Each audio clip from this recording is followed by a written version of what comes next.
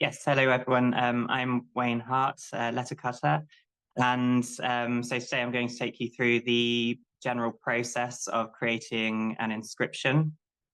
I work in multiple materials and across a vast array of different commissions and job types.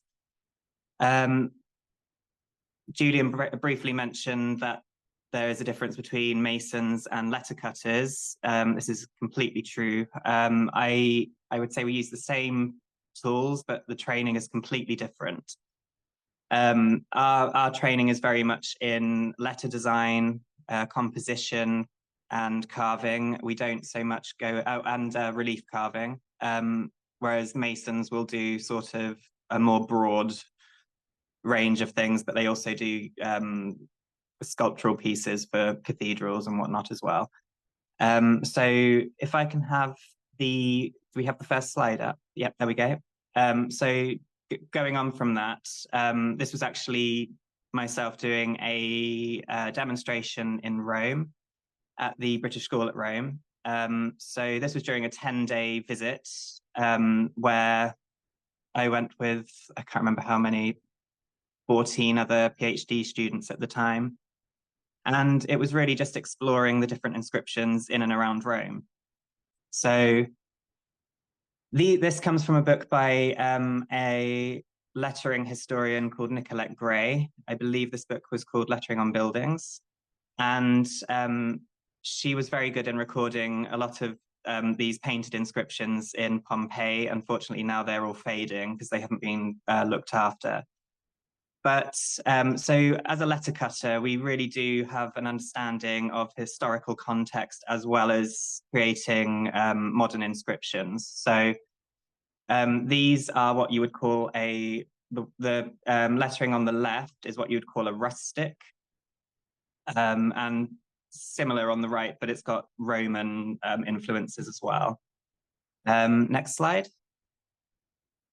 And of course, we have Trajan column inscription, from which most letter cutters will learn their Roman alphabet. So every letter carver will usually start by doing a Roman because it's what all of the letters are originally based on. Of course, not every letter existed back in Roman times, so some of them were introduced, such as the W, the Z, and the J. Next slide, please. And just some more examples of inscriptions from antiquity. So this is just something I like to include because a lot of people believe that lettering can only be on a straight line, it can only be a Roman, it can only be formal. And actually this was very much the same period as the Roman inscriptions. So it just shows that sometimes there was a bit more playfulness, and you can tell sometimes with letter carvers and also typeface designers that they have been more inspired by this school of thought rather than the rigidity of just Roman, but the Roman does have its place. When it comes to drawing, we are focused on strong letter form, but also a strong sense of spacing and composition. And what we look at is the white space. So when looking at spacing letters, obviously, if you look at the top of this slide, you'll see that we've got a circle, a triangle, and a square.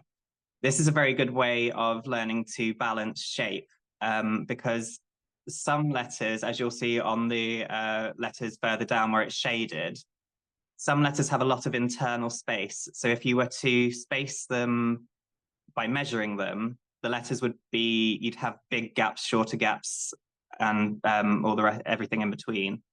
So what we tend to do is take that into account and we space things visually. So the A and the V, for example, have a lot of external space. So if it was next to an N, it would be drawn a bit closer. Same as with an O and an N. And then if you had an I and an N, it would be spaced a little bit further apart. And this here shows how that works. So the shaded area is roughly how we might space lettering. It's predominantly done by eye, but you can kind of use a little gauge to try and maintain some consistency. So when designing inscriptions, it will always start with a client coming to us, and they may have an idea about exactly what they want. It may come through a few meetings, and that will then lead to a couple of initial sketches, which is usually based on what we've been discussing. I personally like to try and bring in some element of the deceased, personality or something that they enjoyed, or so I try to bring this out with the client and really try to find out about the person who died. And in the case of a sign or something, I try to infuse that with some personality as well. So this piece was for a small cremation plaque. This is not the full scale drawing. This is the sketch. So I do like to do as clean a sketch as possible, but without spending a long time on it, because time is money. But enough so that we know that when we're ordering the stone, the lettering will fit onto it and how it will fit onto it. This can then be scaled up and drawn at full scale. And again, a couple of examples of sketches done for memorials. So the one on the left, they were twins. So we included a little bit of the Gemini symbol in the middle to separate them. And the client on this one wanted much more of a contemporary free style of lettering. As Julian mentioned, that's kind of more the commissions that I get asked to do. And then the one on the right, the deceased had a real sort of interest in space and astronomy. And so we tried to design a letter form that would kind of imbue that. There were little stars on the top, and also the stone that was selected for this particular piece was quarried from fairly local to where he was from, but it also had a lot of fossil content in it, which kind of looked like stars as well. So it was a really nice tie-in. We're very fortunate in the UK to have a lot of different stone types. So we've got here on the top left is a green slate, followed by a purbeck, followed by it's actually Cumbrian slate, but you get this sort of blue-black slate in Wales as well. Then there's a sandstone from Yorkshire, and then a purple slate, which is from Wales. And so I'll always go through different materials with clients. They may have an idea of the color they want, or it may be that the stone they decide upon comes from more local to where the person grew up or where they're living. And in this instance with other materials like wood, we'll go through a similar process. That's becoming much more popular now with natural burial grounds, which usually have to be in wood. And yes, so this is also done within certain guidelines. So every cemetery and churchyard will have its own set of guidelines, which will let you know the shape of the memorial you're allowed, the height, the width, certain text you're allowed to have or not, tinting of the lettering, different colors you might be allowed to do, and things like that, but also stone choice. So we're usually limited by that, but also each diocese will have its limitations, but sometimes it will depend on a church by church basis. Yeah. And so either, as with the right-hand side, once everything's been agreed on, the design is set, I'll either send a template to the quarry and they will cut it to the specification that I've sent, such as with the right, or I get delivered the block myself, as on the left, and I will shape it myself. Usually it's more cost effective to just have the quarry to do it because they have the big machinery to be able to cut things. But if it's a very specific shape that I want to make sure is going to be done correctly, I will do it myself. Once the material has been received, then we can get started on the full-scale drawing. I tend to draw on tracing paper because you can kind of look at underneath and see if there's an inclusion in the material that might want to be cut out, or something. If in wood, for example, there might be a knot, so you might want to alter it slightly. In this instance, it was a spiral, so this was worked out. I don't know if you can see in the middle, there's a little triangle, and then you draw lines from each of those, each side of the triangle, which helps to draw a sort of fairly consistent spiral. And then the lettering is drawn within that. This was actually for the back of the space-inspired stone. And then another one that I did, I've actually included a few slides of this particular job, just so you can see how it goes from start to finish. This is the second inscription to go onto the memorial, which we'll see a bit later. And the family were actually had German roots. The mother was fully German. I think the father potentially was as well. So we actually went through a German inscription book with the client, and they selected certain letter forms they liked, and we eventually landed on this particular one. And so this was all drawn up full scale. Sometimes, rather than keep drawing and redrawing, I tend to draw the lettering and then cut it out and stick it down and move it around a bit, and then maybe take a new drawing from that. So here you can see some of it's been cut out and altered slightly, just to make sure that the spacing is consistent. And this was then just drawn and laid on lines, because that was then lined up with guidelines that I'd already placed on the stone in readiness. And sometimes with a three-dimensional object, it's actually just easier to draw directly onto the material. So with something like this, or a sphere, a boulder, it's just easier. It takes a bit longer to get right, because usually what I do, I rough it out first and then clean up as I go, because otherwise if you spend a lot of time drawing clean letters and then you get to the end and realize it doesn't quite fit, it's a lot of wasted time. So usually it's roughed out and then drawn cleanly. So this shows part of the original inscription and the new inscription. So that's all been lined up. You can't really see from the slide too much, but there are faint white lines. So I've drawn vertical lines and horizontal lines to make sure that this can line up with the text above. Because this was a natural shard, there's no line to be able to measure from on the side, so it has to just be linked up with the text itself. When I did the original lettering, I did do a rough version of the second, just to make sure that when the second inscription went on, it would kind of be central to the stone as a whole. That's then transferred using carbon paper and a very hard, usually 9H or 10H pencil. That's then tinted just with a colored pencil, usually white, yellow, or red, just so it's visible for the client, and then that can be sent on to the client to make sure they're happy with it before carving. So the three main materials I work with are stone, wood, and glass, although I have worked with metal and also in print as well. So these tools are stone carving tools. So we have what's called a dummy. And then the chisels have tungsten carbide tips. They've not changed much in a couple of thousand years. And I think the chisel originates from something like 8,000 BC originally. So the tools have been around for a very, very long time.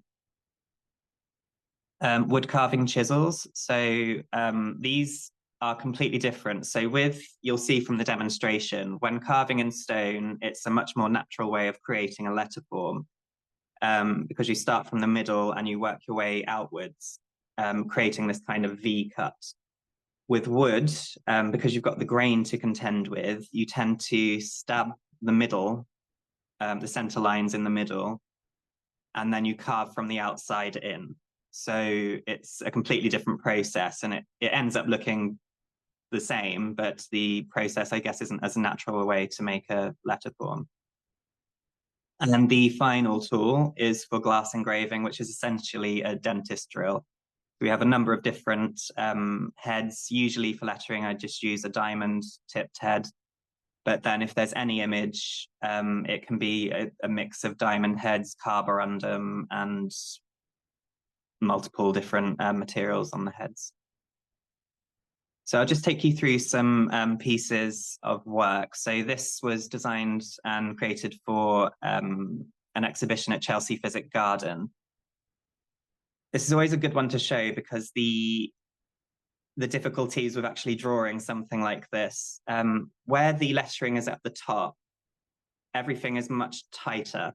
And then as it goes around to the middle where there's more room, it's very easy for the lettering to be more widely spaced. So it's very important to try and keep a balance overall. So something like this can actually take a while to get right. And also creating a movement and a flow. So this has a slight italic to it. And it just helps to draw the eye around because it's a three-dimensional object. So people are meant to walk around it. And I do tend to go for, I favor a deeper cut as well. Some carvers do carve quite shallow, but I think with, especially if it's a three-dimensional object like this and it's particularly quite sculptural, I think just going that little extra depth is really important. And it also catches the contrast of light and shadow much better. Some pieces that people commission can be quite small. So these are handheld pieces, really. They're very small, and these are actually going to be gilded. The mumstone's actually going to be cast and have a few copies made of it. Sorry. And here you can see with the D. So some finishes will have either just be tinted, such as the one on the right, or in the case of the D, we can also gild. In this instance, it's once it's cut, it's painted with a red oil-based paint. Sometimes it will need 1 or 2 coats. And then use what's called a gold size. So once the paint has dried, the gold size goes on, which is the glue that attaches the gold. Then it's 24 karat gold loose leaf. That's then applied using mops and sort of a brush, basically. And I tend to put a couple of layers on because it really brings out that shine. Otherwise, especially if the tackiness isn't quite right, it can go quite brassy. And then the piece on the right was also another piece for an exhibition a few years back now. And just exploring it was a piece of green slate, so these nice the layers of the color. And it was just exploring some contemporary letter forms in that one. So showing a piece in wood, you can see the tools there as well. Wood is actually a lot slower than stone. Some carvers might not think so, but usually with stone, you have 1 chisel per size of letter. So the width of the chisel is usually the width of the letter form. And you generally use that for the entire inscription, unless you've got bigger letters. With wood, you're constantly picking up one tool, putting it down, picking up another one, putting it down, because we use a mix of flat chisels, gouges, and skews. So the flat chisels are used generally for the straight strokes. Gouges are used for the outer side of a curve. Flat chisels are used for the inside of a curve. And then skews are used for the ends. So where you get the little triangles, say at the bottom of the P and the H, that will be a skew chisel. And the reason it's also slower, not just because of that, because you're constantly trying to find the right chisel, and especially with curves, you might need more than 1 gouge. So some might need a tighter gouge like this, others might want much more of a spread out gouge. This is the first piece that I did for Westminster Abbey back in 2013, I believe, 2013. And it was when Ptolemy Dean had just taken up his post at the Abbey as the architect there. And he kind of wanted to make some changes to the inscriptions that had already been produced. So they used to squeegee in this sort of white resin. And he wanted to stop that, thankfully. And he also wanted something, because of C.S. Lewis and his writing and the sort of creativity to his writing, he wanted something a bit more freeform. I originally went very, very whimsical and then was reined in, because I think if you go midway, you'll still get reined in and you end up pretty much with something quite formal again. So it was a nice sort of balance in the end. And again, looking at contemporary letter forms, and the idea was that the lettering on the outside would look almost scattered. And I'm trying to remember how big this piece was. It took up the entire studio when it was in my studio in Manchester, and when it's in the Abbey, it obviously reduces in size like hugely. But yeah, so this was a nice contemporary free-flowing piece to imitate his writing style. This is the second piece that I did for Westminster Abbey, and I did a lot of research actually into John Gielgud for this one, and in the end came across a number of his letters and was quite inspired by his signature and his handwriting, which ended up being the option that the Abbey went with. So he had these elongated Gs, the sort of neck to the G. He had these unsealed type Ds where they come forward rather than back like the traditional Roman. And then pieces like the H and the N in the John, they were quite scribble-like. So we introduced all of that. And then for actor and director and the dates, we just went with something pretty standard, because then the name and OM kind of stood out as the more important information. And that's the other thing with designing inscriptions. It's all about hierarchy, what comes first, what's more important. So this piece was done for the Healy Hutchinson Centre it's close to Reading. So it's a big book publishing or book manufacturing factory. And the letter form for this was designed to be quite industrial without going down the obvious route. So everything ended up being quite squared off. And this was all drawn by hand, and then it was digitized in Adobe Illustrator. So it still had that handmade element. And then it was sent to a company to acid etch. Unfortunately, the first company we went to had kind of let us down about a week before this had to go in place. So I had a frantic day trying to find another manufacturer, and thankfully one pulled through in the end, and we all got it in place in the end. But yeah, sometimes things do go wrong. So this piece was for the side of a listed building. The sign was already in place, but the lettering had clearly only just been scribbled on with no thought at all. So it was tiny and it was in the middle. So everything was taken back. Because it was a listed building, we couldn't add anything else to the wall. So we used the original sign. It was all shaved down, polished down, all the rust removed, and then it was resprayed black. And then the lettering was drawn, transferred with carbon paper again, and then painted with a white enamel. So it's got 2 or 3 layers of the white enamel. And it was also designed to match a boulder that I'd also carved for the building as well. So there was a house sign with this, obviously exactly the same wording, but then this was translated onto a sign to go on the side of the house as well. Memorials are obviously a huge part of what I do. The one on the left you can see is the completed Fillingham Memorial. And again, just with that one, they wanted something a bit more natural. It's the only one in the cemetery like it. And in that instance, I had to go to the quarry and really hunt down a piece. Thankfully, this piece was already lying there, and apparently someone else had bought it or wanted to buy it, and then they disappeared for a couple of years. So it was already there, ready. And then I was able to purchase that. And then obviously we went through these Germanic lettering books. We chose the letter form, or created a letter form from that. That was applied to the stone, carved, and then tinted with an oil-based paint. So the reason that Jack looks a bit darker than Ellen is just simply because it was painted before. This was, the photo was taken when the Ellen Karen lettering had only just been painted. So that will dull down, similar to the Jack inscription. And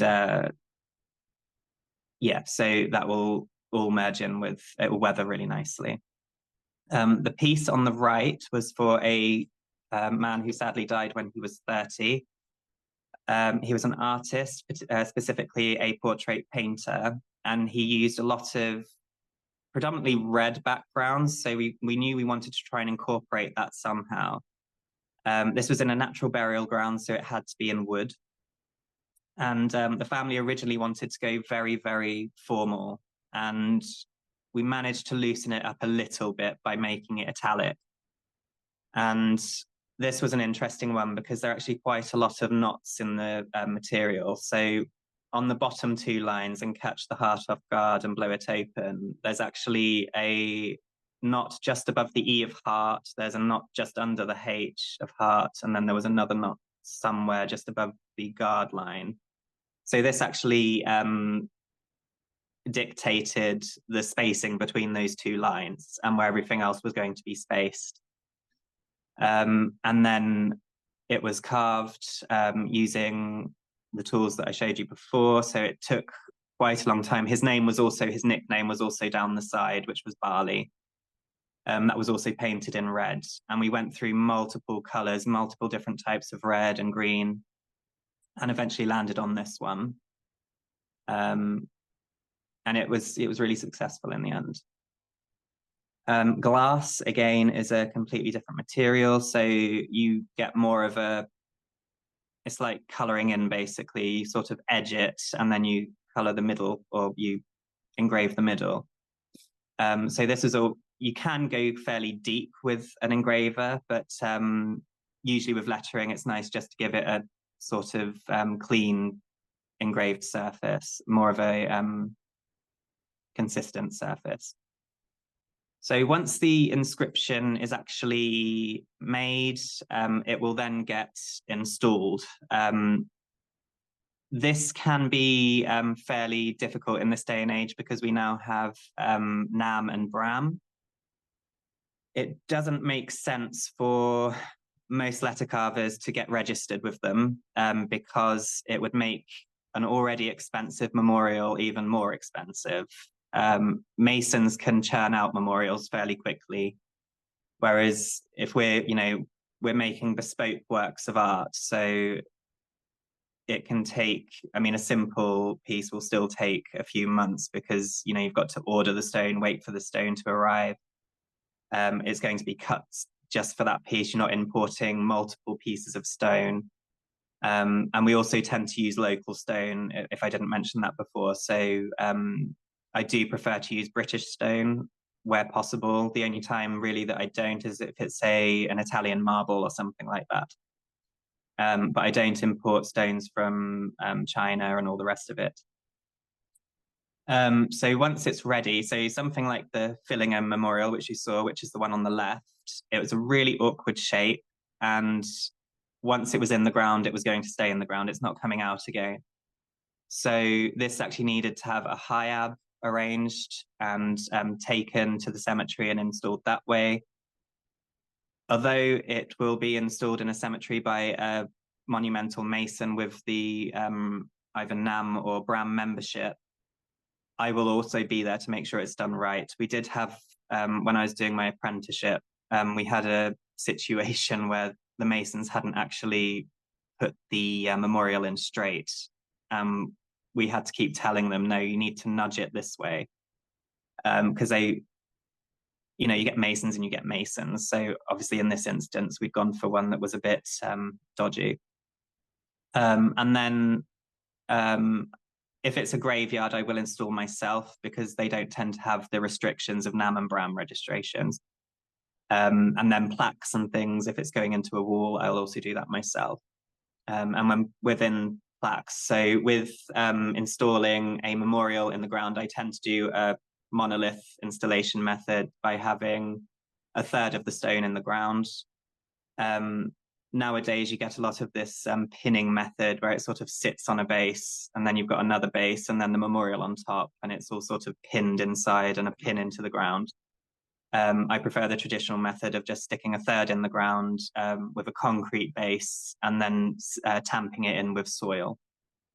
And to date, none of them have moved, as far as I'm aware. A plaque will have two metal rods in the back of it. So when creating a plaque, that has to be drilled in, glued in with epoxy resin. And when it comes to installing, two drill holes are put into the wall or more, depending on the size of the plaque. And that will then be glued into the wall. And then the fun bit at the end on the right, sometimes there'll be an unveiling, such as at the Abbey. So that's Judi Dench unveiling the memorial to Sir John Gielgud. And it's just the nice little bit at the end where you can sort of relax and have a drink and enjoy yourself. But I will now take you over and do a little demonstration of carving. Right, so with stone, you usually start with the thin strokes first, and then you do the thick strokes, just because where you get corners such as just in here, if you try to do a thin stroke into a thick stroke, particularly where you're coming out of it, this bit here can break off. So always do the thin strokes first. And then, as I said before, with stone, you work from the middle outwards, which is a more natural way of creating a letter. So using the corner of the chisel, you just start by making a center line.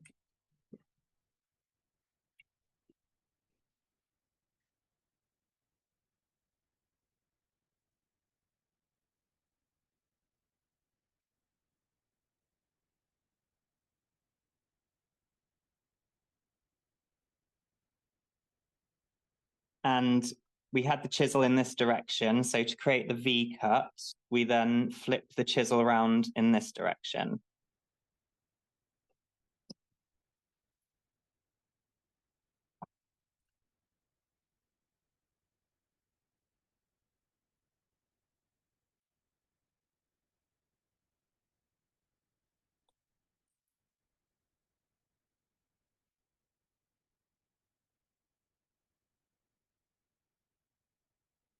And then top and bottom, you have a little triangle that starts to form.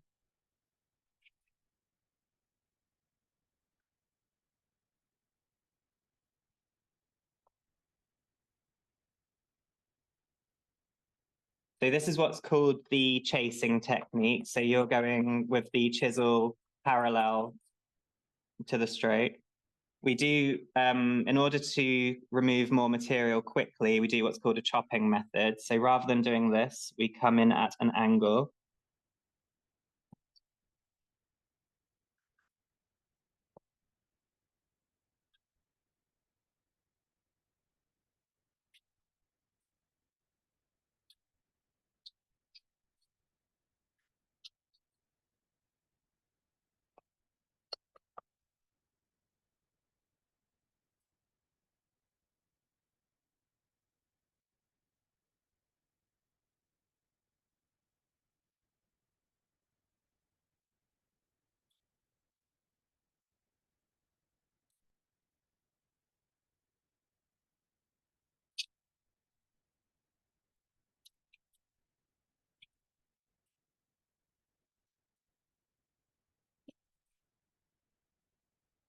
And then the other side as well.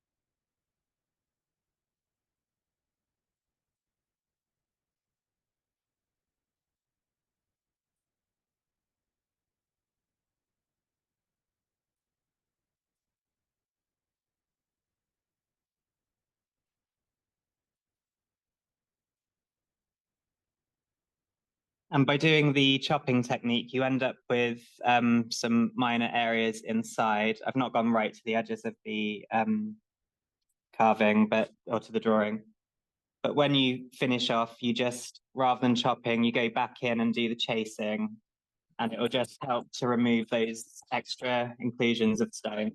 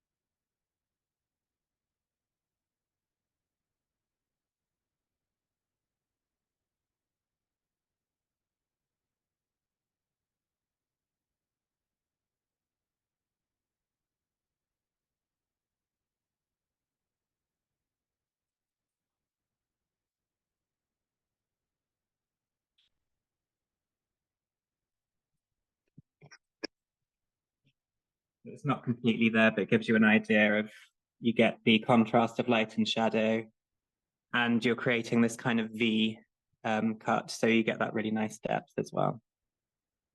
Okay, and I think that's pretty much it from me.